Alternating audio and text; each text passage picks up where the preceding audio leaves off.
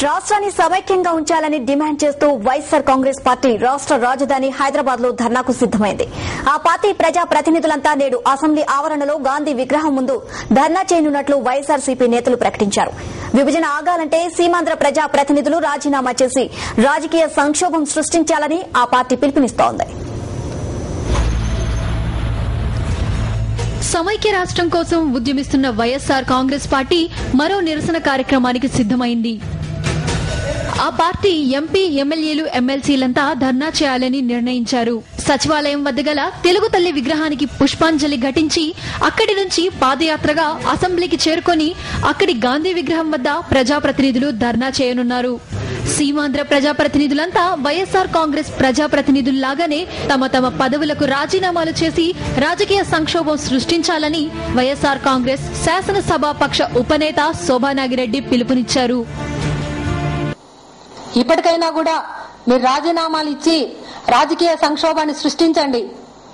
ఆ రాజకీయ సంక్షోభం సృష్టించినప్పుడు మన కాళ్ళకాడికి వస్తారు.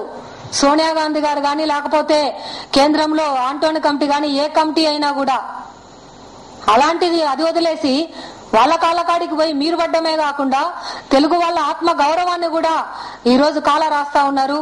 వీళ్ళను కూడా అక్కడ కాళ్ళకాడ పెట్టేటువంటి పరిస్థితిని తీసుకొని వస్తా ఉన్నారు. కాబట్టి ఈ రెండు రాజకీయ పార్టీలు ఆడుతున్నటువంటి వీధి నాటకాలకు తెరదించమని డిమాండ్ చేస్తాను వైఎస్ఆర్ కాంగ్రెస్ పార్టీ తరఫున.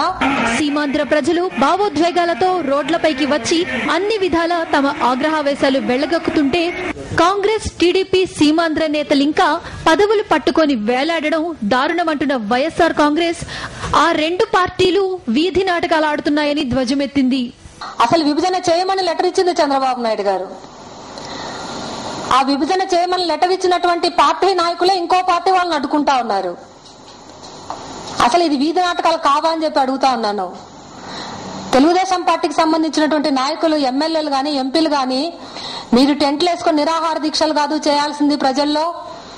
మీరు ఇంకొకరిని అడ్డుకునేటువంటి హక్కు, నైతిక హక్కు మీకు లేదు. ముందు మీరు అడ్డుకోవాల్సింది మీ చంద్రబాబు నాయుడు గారిని.